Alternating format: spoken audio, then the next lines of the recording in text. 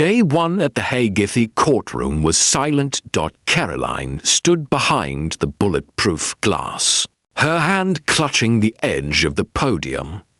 Dozens of cameras were trained on her. The tribunal judges, seated like a wall of justice, waited patiently. The prosecutor stepped forward. "Miss Caroline Okafor, please tell us what your father discovered and why it cost him his life." She closed her eyes briefly, took a breath, then she began. "My father uncovered illegal offshore accounts tied to top officials. They were laundering millions, money meant for national infrastructure and food programs. When he refused to back down, they threatened him. Then they came for me. The room was still." Her voice grew stronger with each word. "But the truth survived, and today, I bring it here." The prosecutor nodded. Behind the glass, Vincent watched pride and pain battling in his eyes. The intercepted transmission manual in Lagos. Oloniyi had set up a secure surveillance room. He was now focused on the encrypted file from the USB labeled ND-3 Firebird protocol. His AI decryption tool flashed green. Access granted inside the folder. Schematics, security codes, satellite maps, and a timer. A detonation was planned for October 1st, Nigeria's Independence Day. Target: the Unity Tower, Lagos' tallest government building. It would be the most public message of chaos ever broadcast. "Oh God," Oloniyi muttered. He reached for his phone, but his call failed. A message flashed. Nitrogen monoxide signal network jammed back in The Hague. The threat reveal leaders. Caroline stepped out of the courtroom, escorted by Dutch intelligence. One of the security agents leaned toward her. "We need to move. Now."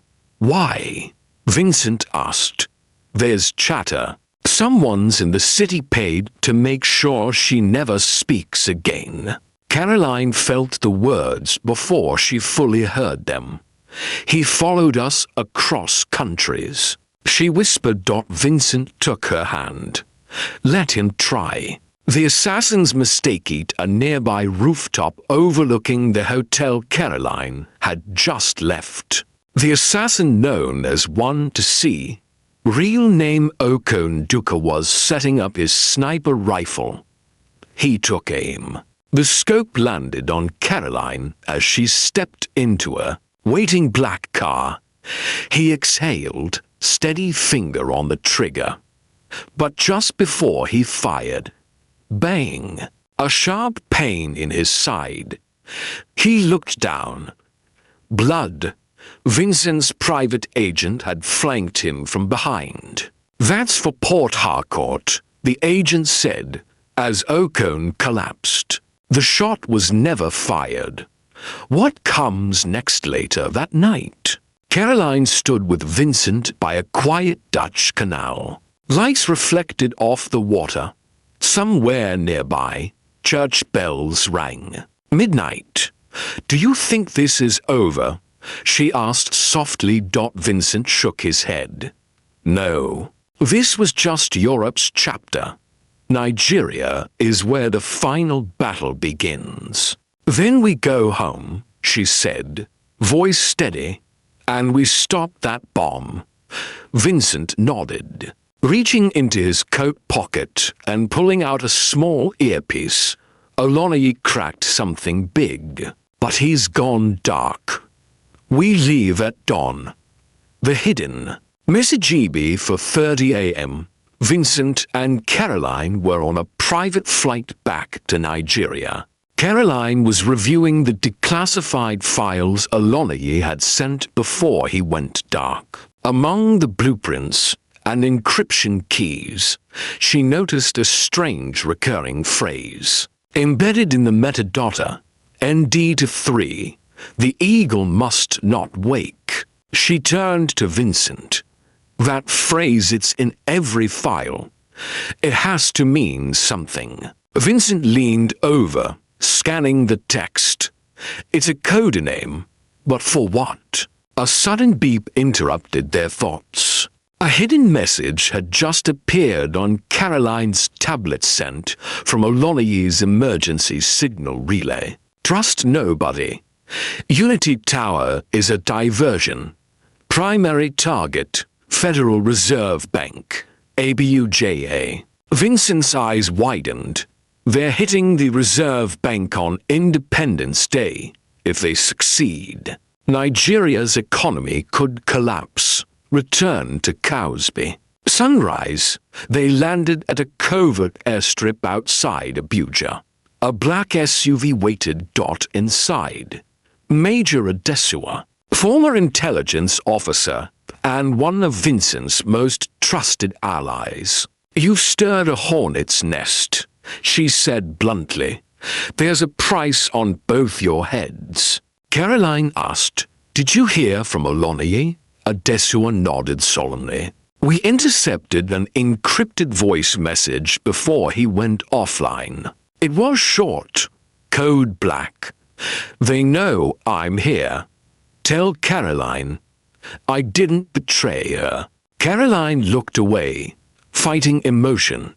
Inside the Federal Reserve that night. Using forged credentials and hidden cameras, Vincent, Caroline, and Adesua entered the Federal Reserve premises as low-level contractors. Every corridor was wired. Armed guards moved in patterns. But Caroline noticed something strange. See that? She whispered. Those crates marked archives. They were moved recently. Vincent scanned the box with a thermal reader. The interior glowed red. Explosives, he confirmed. They're already here. The countdown began suddenly. All lights went off. An alarm blared. A robotic voice echoed through the halls. Security breach. Initiating lockdown. Steel doors slammed shut behind them. Then a new message blinked across Adesua's tablet. 0 hours 47 minutes and 12 seconds. Time until detonation. We have 47 minutes, she said, or this place becomes a tomb. Split decisions. Vince grabbed the satchel of tools. Adesua, disarm the outer circuit. Caroline and I will go for the core detonator. They ran down separate corridors. Smoke from released gas bombs began to fill the lower floors. Caroline covered her mouth, pressing forward. Suddenly, a shadow stepped into her path, gun in hand. Hello again, said Colonel Dangana. A ghost from her father's past. The confrontation hallway was dim. Gas alarms still howled. Red lights flashing like a warning from the underworld. Caroline froze. Standing just 10 feet ahead was Colonel Dangana, gun raised, face as cold as the steel in his grip. You've grown bold, he said. Your father tried to stop us too. Look what it cost him. Caroline's heart pounded. She clenched her fists. You killed him. No, Dangana replied, stepping forward. I didn't have to. Fear did. Caroline took one step closer. Then you'll know I have none left. In a flash, she dropped to the ground. The stun pen hidden in her boot flicked upward. Dangana fired too late. The electric dart struck his wrist. The gun dropped. Caroline lunged and kicked it away. Dangana grabbed her by the throat. You think you've won, he hissed. But behind him, Vincent appeared silent as a ghost. She already has, he said, and hit Dangana across the temple with a metal bar. The kernel crumpled to the floor. Inside the core down in the server room. Adesua was racing against time. She found the main explosive core, rigged beneath the central support beam. Wires of red, blue, green, but one was glowing white. That's not standard, she muttered. Then her earpiece crackled. Caroline's voice. Dangana admitted something. The real detonation isn't wired to the bomb. It's biometric, triggered by heartbeat. Adesua's eyes widened. She scanned the room. Hidden in the shadows, a man sat slumped against a wall, unconscious. A pulse reader was strapped to his chest. "Oh God," she whispered.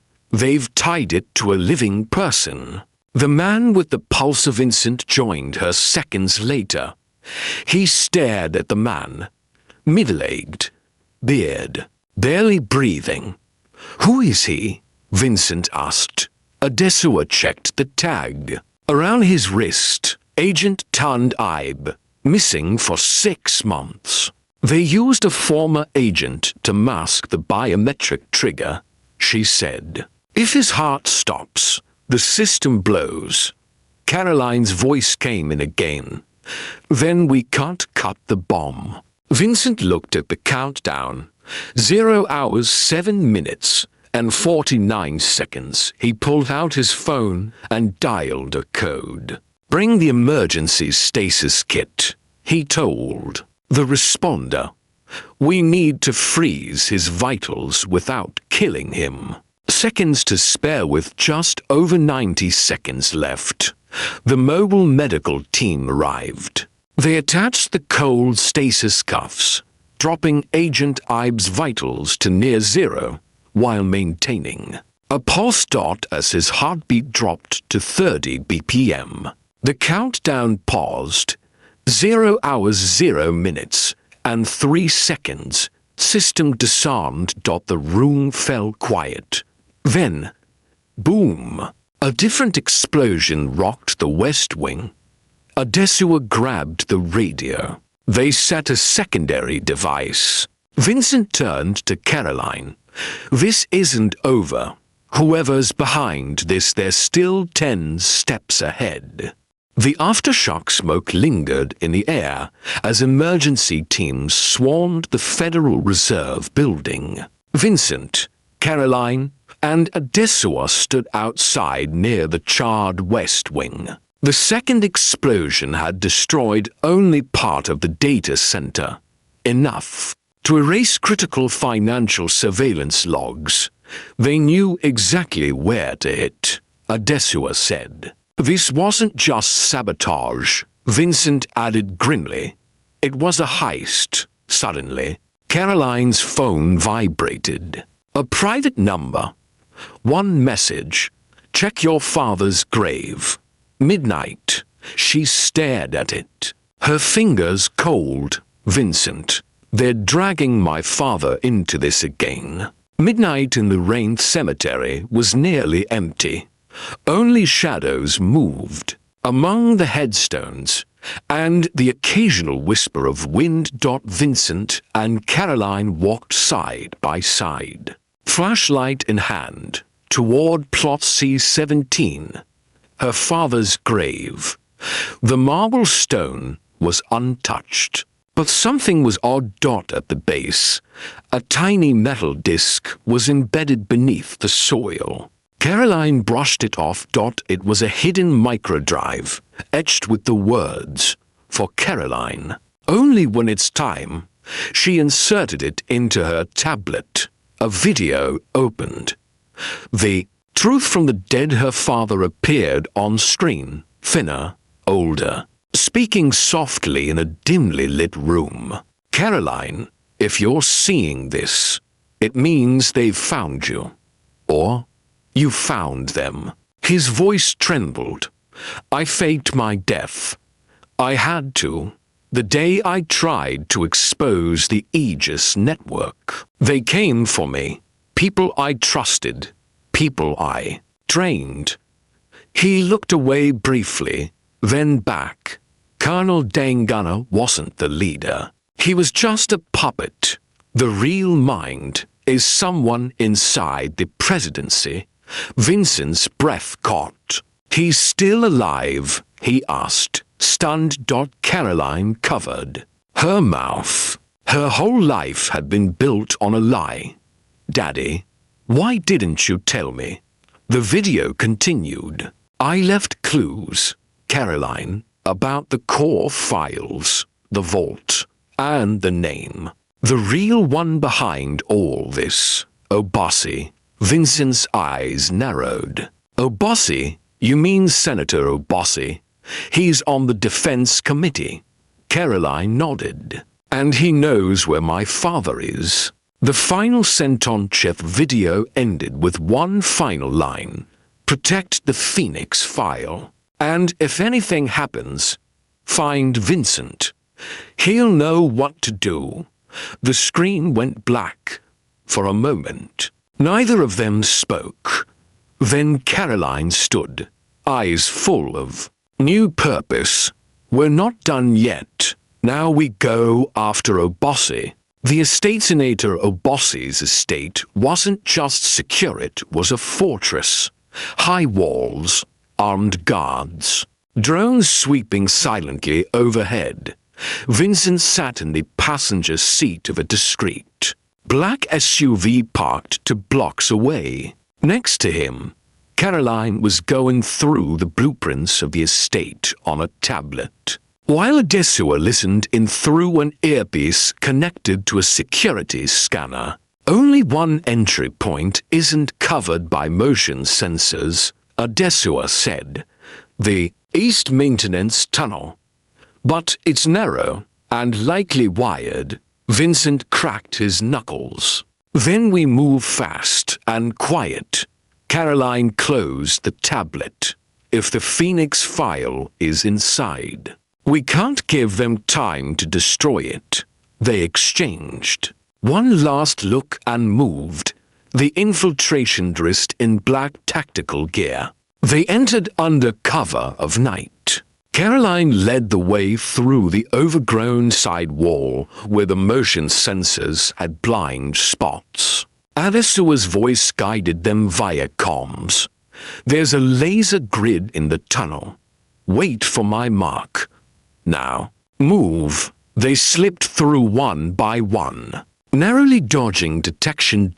As they emerged near the generator room, Vincent whispered, "We need a distraction." Caroline nodded, pulled a flare from her backpack, and tossed it toward the outer garden.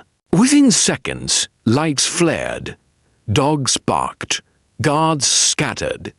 Now, Adesua hissed. They dashed inside the main building. A vault on the 3rd floor of the mansion, hidden behind a false bookshelf. They found it, a titanium vault, engraved with a strange emblem of Phoenix engulfed in chains. This must be it, Caroline whispered. Vincent examined the lock. Retina scan, 12-digit code, and heartbeat recognition. They really don't want this opened, Caroline muttered. Suddenly, Adesua's voice crackled. Hurry, you've got company, someone's heading upstairs. Vincent turned to Caroline. You trust me? With my life? He reached into his coat and pulled out a small glass capsule containing saline. And heat activated Jella lock override his father had used once during a sting operation. Trying to cheat the system, he injected the capsule into the scanner, mimicking Obasi's last recorded vitals, then quickly entered a code they had found in one of her father's notes. Click. The vault opened. The Phoenix file inside were stacks of files, photos, hard drives, and a leather-bound dossier. Caroline pulled it out and read the title. Project Phoenix. National Asset Collapse Strategy. Her heart dropped. This is a plan to intentionally crush the country's economy and rebuild it with foreign-backed crypto, she whispered. Obosi is planning to bankrupt Nigeria and sell it. Vincent's jaw clenched. Now we have proof. But before they could move, they heard it. Don't take another step. Senator Obosi himself stood in the doorway, flanked by 2 armed guards. He was calm, dressed in a silk robe, holding a pistol. I hoped it wouldn't come to this, he said coldly. But here we are. The twister Obosi raised the gun, but before he could shoot, one of his own guards turned the weapon on him. Drop it, sir, the guard said. His voice was young, sharp, familiar. Caroline squinted. Emeka. It was her younger brother. He had been missing for years. I told you I'd protect you one day, he said, eyes burning with quiet fury. Obosi looked stunned. Vincent whispered to Caroline, We have the file, we have the proof, and now we have a witness. The escapee moment Emeka turned on Obosi. The silence in the hallway cracked like thunder. Obosi, stunned and betrayed, slowly lowered his weapon. I raised you like a son, he growled, face twisted. You trained me to lie, Emeka said, eyes hard. But Caroline taught me how to stand. Vincent wasted no time. He grabbed the Phoenix file, nodded at Caroline, and said firmly, We leave. Now, they moved as one down the stairs out the hidden corridor behind the wine cellar. Vincent's SUV was already waiting, thanks to Adesua, who had overridden the estate's security. As the vehicle pulled away under the moonlight, Caroline looked back one last time at the house where truth had been buried for years. The revelation. Planned back at their safe house, Adesua scanned every page of the Phoenix file into a secure server. These documents, they showed detailed financial siphoning, foreign contracts, falsified infrastructure records, even names of government insiders. She whispered. Caroline looked at Vincent. It's enough to bury Obosi and every hand behind him. Vincent nodded. We release it. Not through the press they're compromised. We go straight to the people. Live broadcast? Emeka asked. Bigger, Caroline said. We take over the Unity Day broadcast. Every network. Every screen. Adesua's eyes widened. That's in 48 hours. It's government-controlled. Not anymore, Vincent replied, picking up his phone. The setup 2 days later. In a hidden studio built in an abandoned tech lab, the team prepared to override the national broadcast. Adesua worked the signal routing. Vincent rehearsed a statement. Caroline stood before the camera, wearing a dark blue blouse, her hair pulled back. Calm, clear, strong. Emeka handed her a worn photograph of her, him, and their father, years ago. Tell the truth, he said softly, for all of us. At exactly 7:58 p.m., Adesua flipped the final switch. The Truth Goes Levivre channel across Nigeria TVs, phones, LED billboards cut to a single stream. Caroline appeared on screen, eyes steady. My name is Caroline Onwuchekwa, daughter of General Paul Onwuchekwa, presumed dead for over a decade. I'm here because the truth has been silenced long enough. She lifted the Phoenix file. This is Project Phoenix, a plan designed by Powerful men to collapse our economy, erase our history, and sell our nation to foreign interests. It was not conspiracy. It is fact. It is documented, and I'm making it public. Behind her, files began scrolling live on screen one by one, names, signatures, contracts. Offshore accounts. She continued. This is not just about money. It's about betrayal, greed, and the lives stolen by men like Senator Obosi. Gasps filled households. Phones buzzed. Social media lit up like wildfire. The fallout by 9 p.m.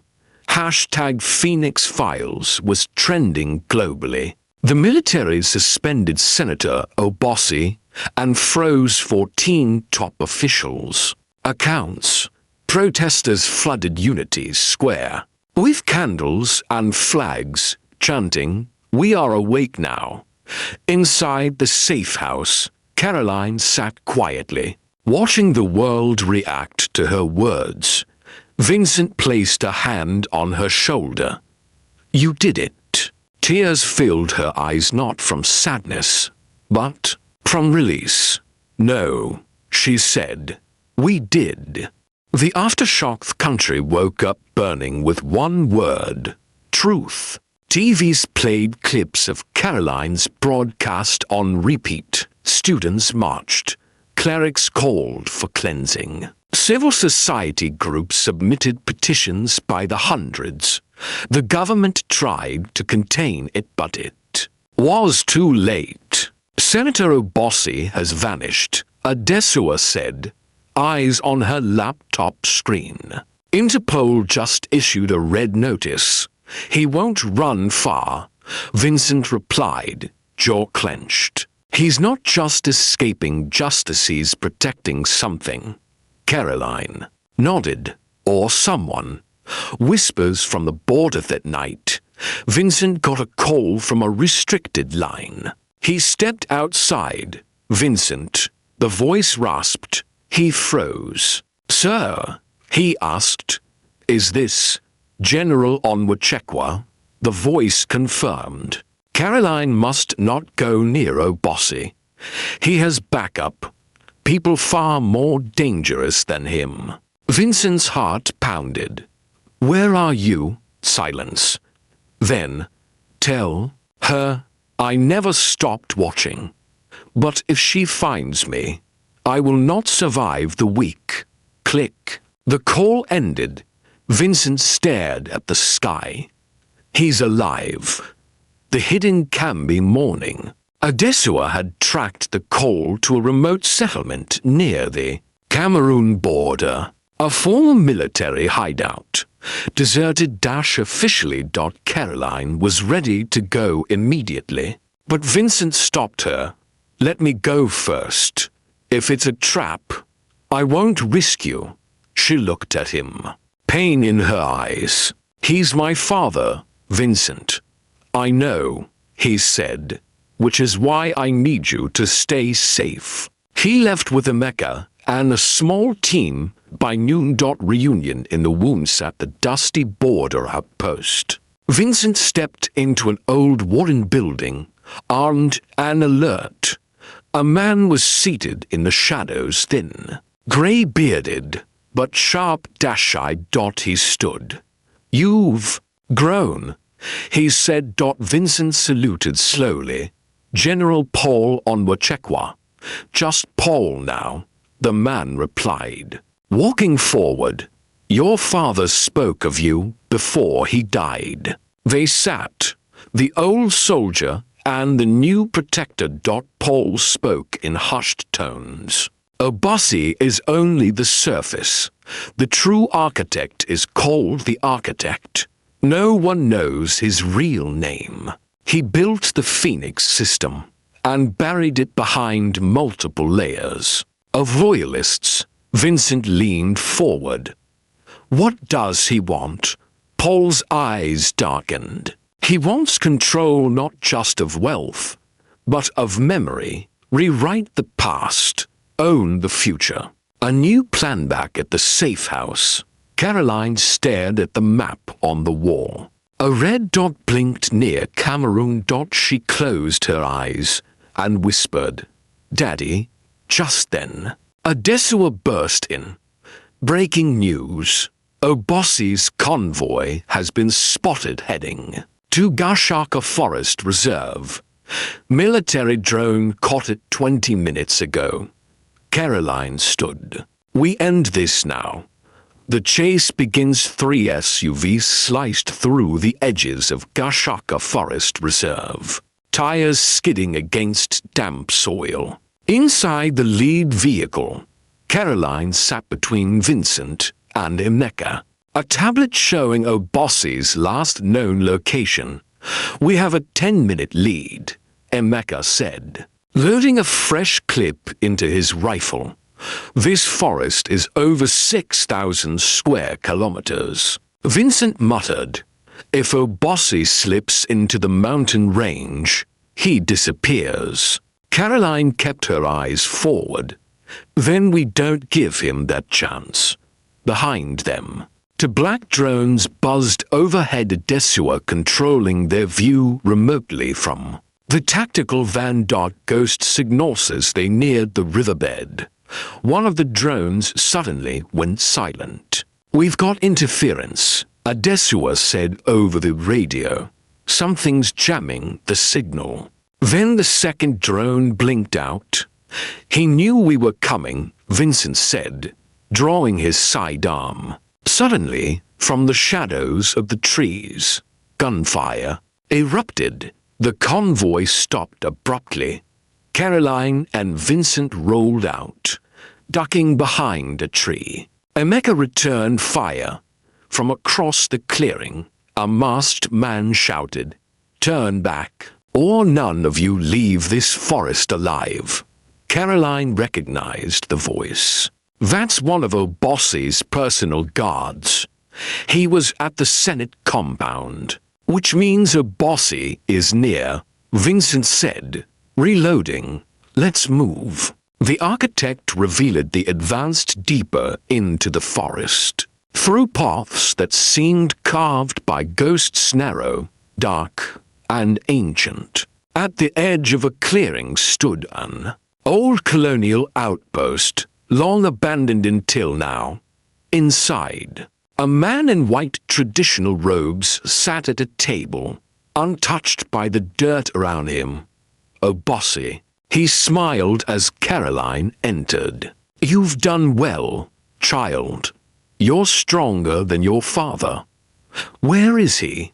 Caroline demanded. Obossi raised a hand. From the shadows stepped another figure, slimmer, with silver hair and intelligent eyes. I am the architect, he said softly, and your father is alive. But barely. He gestured behind a curtain. General Paul Onwuchekwa was slumped in a chair, chained and bruised but breathing. Caroline rushed forward. Daddy, you're too late, the architect said. By midnight, the Phoenix file goes online. History will be rewritten. Nations will kneel. And everything your parents fought for will vanish. Caroline's choice. Vincent stepped forward. Not if we stop you. You could, the architect replied calmly. But you'll lose him. A screen lit up beside him showing a remote detonation timer tied to the room where Paul sat. 1 bullet, and this room goes up in flames, Obossi warned. Caroline's fingers trembled on her weapon. Caroline, her father rasped weakly. You have to stop them. Don't worry about me. She closed her eyes. The weight of justice, or family. Then she lowered her gun. I'm not choosing, she said. I'm ending this differently. Countdown digital timer on the wall read 0:23, 17:23 minutes until the Phoenix file system would launch erasing and rewriting decades of government and military archives. Caroline stood in the middle of the room, breath steady, mind racing. Behind her, Vincent whispered, "You have a plan, don't you?" "Only part of one," she murmured back. "But I need you to trust me." The hidden mycelia, before they left the tactical van. Adesua had slipped a pin-sized mic onto Caroline's inner collar. It was transmitting everything live, straight to an encrypted server, linked to national broadcast stations. "This entire conversation is being recorded," Adesua whispered from the comms. "If they confess even by accident, it's over." Back in the hut, Caroline stepped closer to Obasi. "Tell me something, Senator," she said, eyes locked on him. "What exactly is your role in the Phoenix plan? You've never been the brains." Obasi smirked. "Brains? No.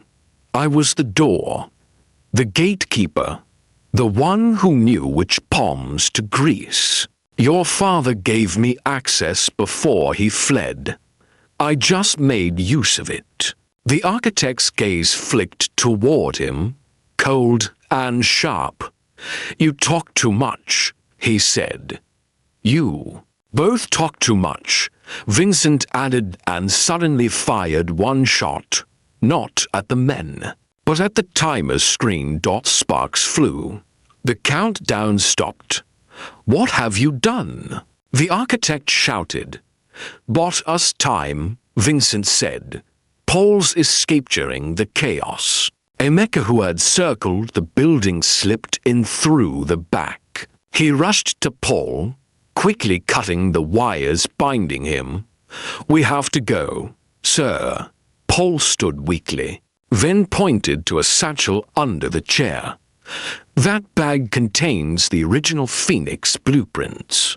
We need it intact." They slipped out the back door seconds before gunfire erupted at the front. The broadcaster Deswa was already patching the recorded confession to national media. "Uploading now," she muttered. "It's going to every channel, every stream." They just told the country everything. Within 5 minutes, phones began to buzz across Nigeria. A breaking news banner scrolled. "Phoenix conspiracy exposed." Live confession from key suspects. Obasi, still unaware he had been recorded, shouted at Caroline. "Do you think any of this matters? They will protect us. We built this country's secret economy." The architect snarled, realizing too late. "You fool. She played us." Caroline's face hardened. "No, you played yourselves. I just gave you the stage." Surrender or Ashish helicopters were now overhead. Soldiers descended on ropes. The building was surrounded. Vincent raised his hands. "It's over." The architect looked toward the back, saw the flames of approaching floodlights. He raised a small device, an override detonator.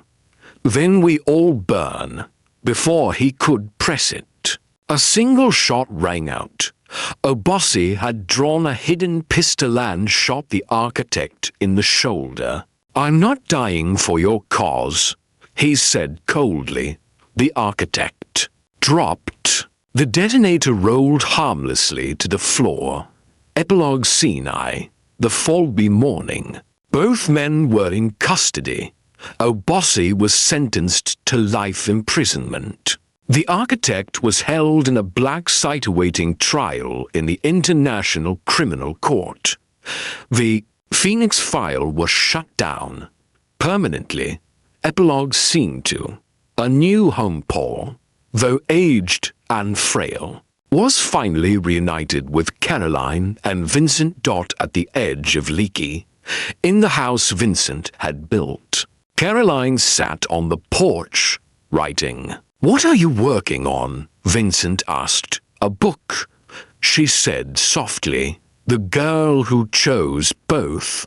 To be continued. Asterisk. If you enjoyed this tale, don't forget to like, subscribe to Daily African Tales, and share your thoughts in the comments below. Your voice keeps our stories alive. Special thanks to Mr. Mosin for being part of this storytelling journey.